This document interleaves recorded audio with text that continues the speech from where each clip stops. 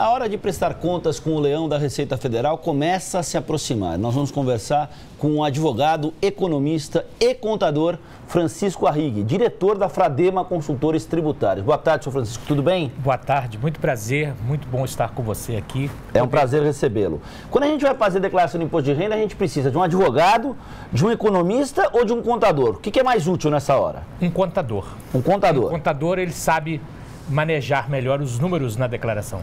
Tá. E o senhor tem essa expertise. Essa expertise, né? Essa polivalência. Perfeitamente. Estamos aí há 40 anos na Fradema Consultores Tributários, eu sou um dos diretores.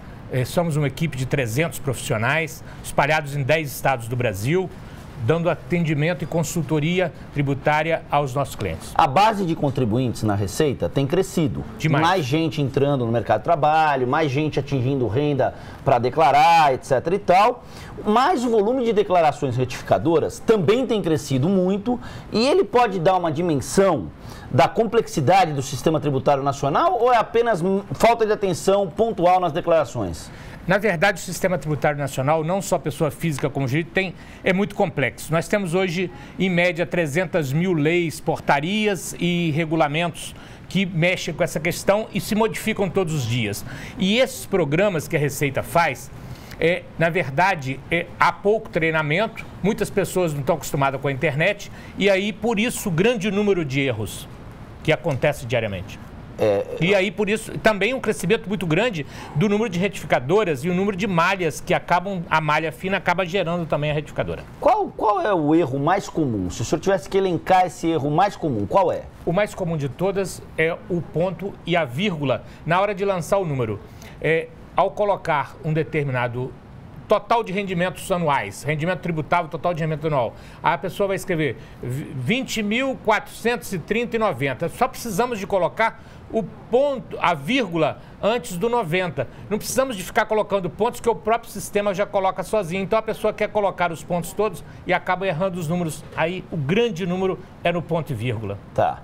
Ou seja, no ponto e na vírgula, e na vírgula, né? porque elas querem induzir o sistema e o sistema ele vai lá e lança 20 mil, ele vai lá e escreve 2, correspondendo à dezena do milhar, 0 a unidade do milhar, ponto. Ele quer colocar aquele ponto. E aí complica, porque ele erra e o número fica completamente distorcido na declaração. E essa questão que está... além desse erro, quais são os outros que prevalecem? Eu vi que o senhor fez uma relação aí de 12 erros comuns. Porque não dá para guardar tudo em sequência, então, atendendo o seu pedido, eu elaborei exatamente uma lista das coisas mais comuns. E a primeira delas é rendas. A pessoa tem uma renda tributável de salários, de prolabore, de aluguéis. Ela lança uma, duas ou três, começa a perceber que o imposto já vai ficar alto e deixa uma renda dessa fora. Esse é o segundo grande erro, ou seja, é o não lançamento mesmo, ou esquecer de lançar essa renda. Culposa ou dolosa omissão de receita. De alguma forma é um erro que ocorreu em função do não lançamento total das rendas. Esse é o mais, também é muito comum. Demais. O segundo é a questão do cônjuge ou dependente. Às vezes queremos lançar um filho ou a esposa como dependente. Lembramos de colocá-la, sim, a dependente para deduzir, mas esquecemos de lançar a renda que ela teve para somar. Nós não deduzimos, nós não lançamos a receita junto com o dependente. Nós temos que lançar o dependente e lançar a renda correspondente. Sim. Perfeito?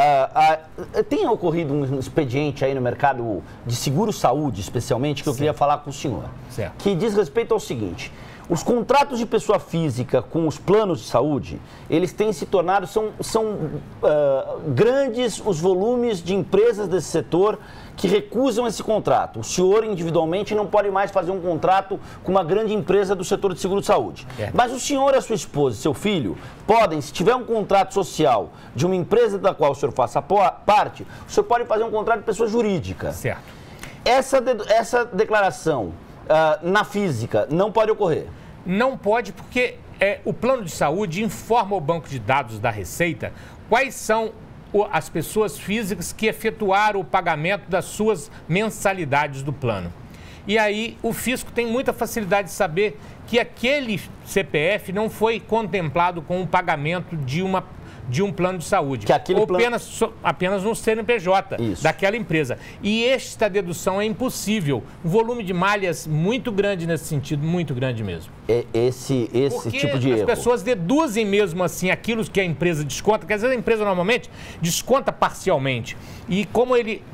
Então não é possível deduzir porque o pagamento do plano de saúde é pela empresa e não pela pessoa física. A grosso modo, o que o senhor está dizendo é o seguinte: quando contrata de pessoa jurídica, o plano de saúde informa a Receita o CGC do pagador daquele contrato e não o CPF do contribuinte individual. Exatamente isso. É isso. Exatamente isso. Tá. Limite de abatimento na educação, outra grande polêmica. O limite de abatimento é 3.230,46, que é quase, diríamos assim, de um grande colégio, um bom colégio. Isso, é quase irrisório. É quase que uma mensalidade. Porque esse é o limite anual por dependente. É necessário na declaração lançarmos o nome da instituição de ensino e logo depois informar a qual dependente se refere àquilo. E o detalhe também complementar é que aqueles cursos adicionais de inglês e outros mais de línguas não podem ser deduzidos como educação. Ou seja, inglês, francês, espanhol, não importa, esperanto, chinês, né, mandarim, nada. Nada pode ser deduzido como educação. E o limite do abatimento, 3.230,46 para o ano de 2014, ano base 2013. Ok, essa é uma informação técnica, o valor é esse. O que é que o senhor acha desse valor? Isso muito pequeno em relação à nossa realidade, em relação a 70% dos brasileiros que têm que contar hoje com o ensino particular. No mínimo, se ele fosse o triplo, ainda talvez fosse pouco. Eu acho extremamente inviável o governo manter esse limite de dedução. Sem dúvida. O senhor tem filhos? Dois. Os filhos do senhor estudaram em escola particular? Um no IBMEC e o outro no Estácio Sá. Sim, e aí quando eles estudavam no ensino médio, no ensino fundamental, o senhor padecia dessa realidade? Padecia. Hoje em dia eles já estão trabalhando, não precisa mais, porque eles já têm a renda deles, portanto não posso lançá-los como meus dependentes. Mas sempre padeci com essa realidade. Sim. P de Paulo ou V de Vitor? Vamos lá. PGBL ou VGBL? No plano de previdência privada, qual deles é dedutível e qual é, a grosso modo, a diferença entre ambos?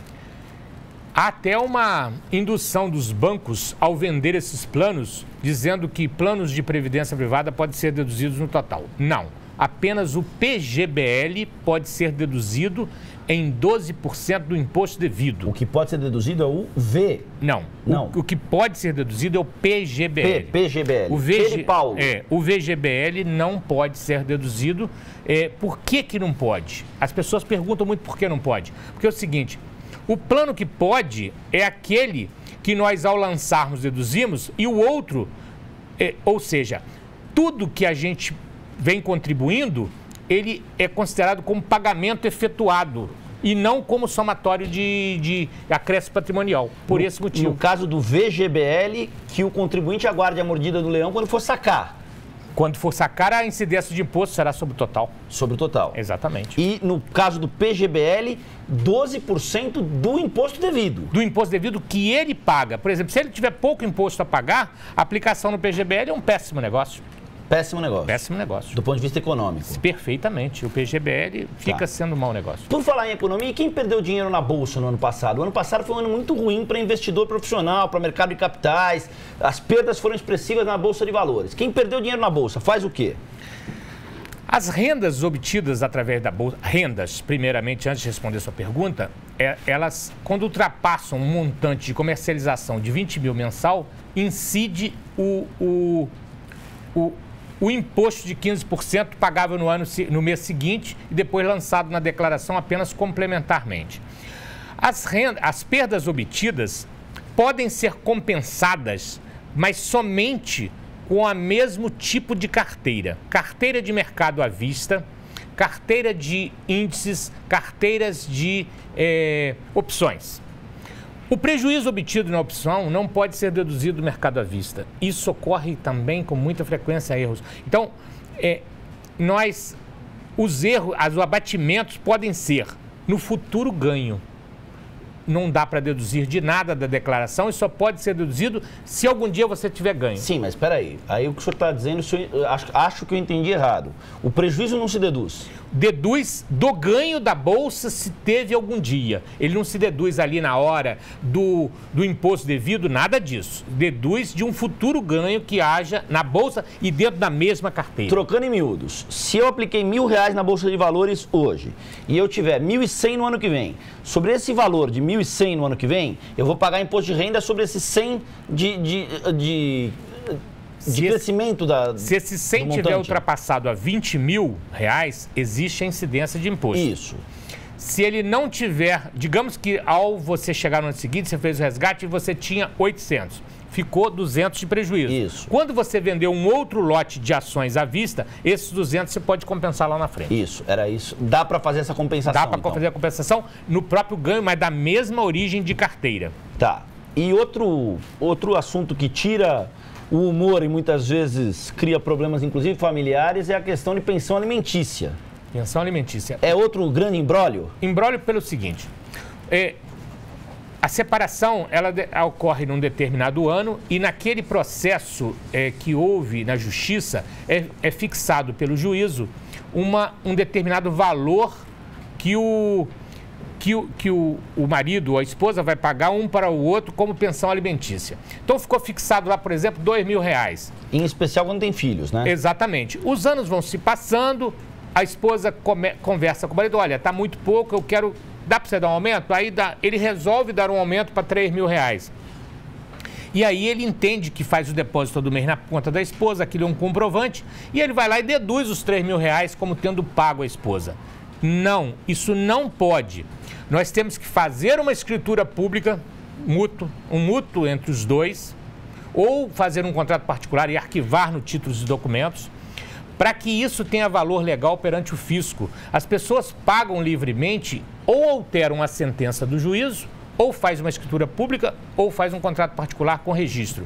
Porque senão o fisco não aceita essa dedução. Sem falar que isso leva também à questão da retificadora no que diz respeito à incongruência de valores. Claro. Né? Eu lanço R$24.000 e a minha esposa lança R$36.000. Aí é uma coisa terrível. Não há dúvida que vai cair na malha, sem sombra de dúvida, porque os CPFs se cruzam no sistema da Receita. Nesse exemplo que eu dei, eu estaria entre aspas, ajudando a minha esposa, né? Perfeitamente. Num caso, porque eu teria lançado um valor menor e ela teria lançado o valor correto. Perfeito. Né? Como se a gente não tivesse, entre aspas, combinado isso. E além disso, só para frisar, toda vez, 90% dos casos que são lançadas pensões alimentícias nas declarações de imposto de renda, com absoluta certeza, o fisco vem exigindo a comprovação da efetividade dessa pensão alimentícia. Não basta apenas combinar um com o outro e lançar, porque não dá certo. Senhor Francisco, eu vou convidar o senhor para voltar mais vezes aqui, em especial quando essa hora da declaração estiver perto. Nós vamos fazer um